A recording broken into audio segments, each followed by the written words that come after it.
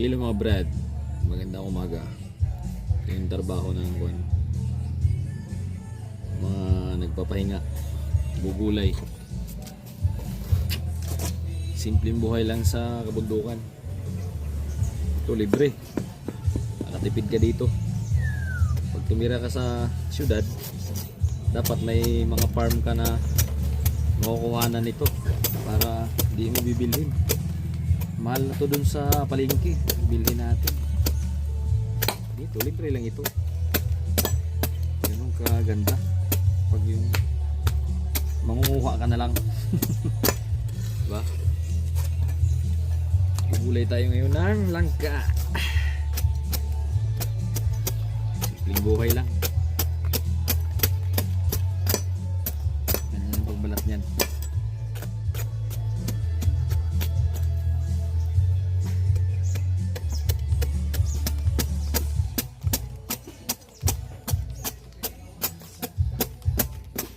Medyo matrabaho nga lang itong magulay ng langka.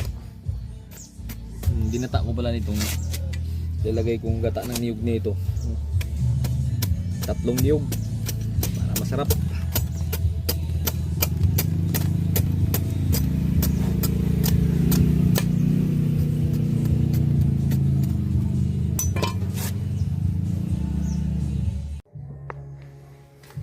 So guys, magkakayod na tayo ng niyog. Panghalo dun sa langka. Ito ang buhay ng mga sa bundok.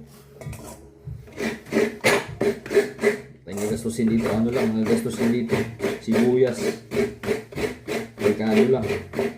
Itong niyog, libre na naman niyog.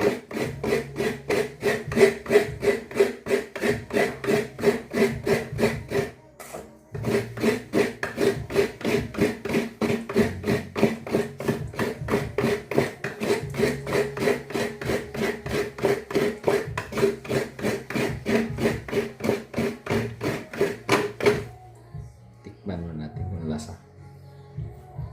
Sarap. Ng gatas.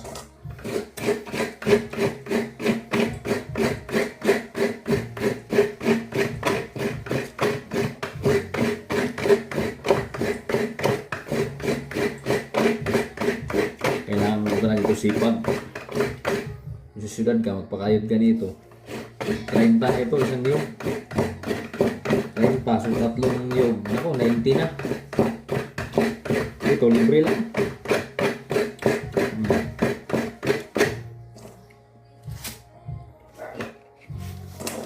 Sipag lang talaga ito, sipag.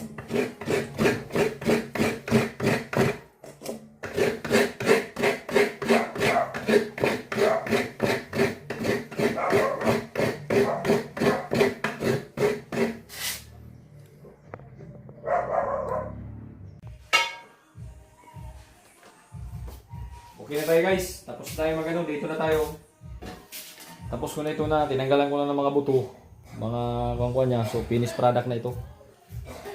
Ito yung tanglad, pang palupit.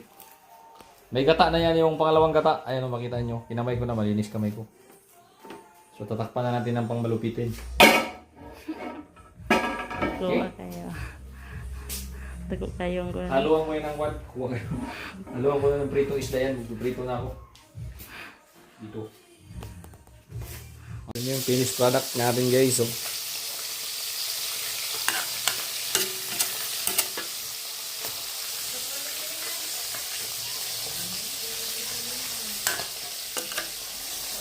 Ayos.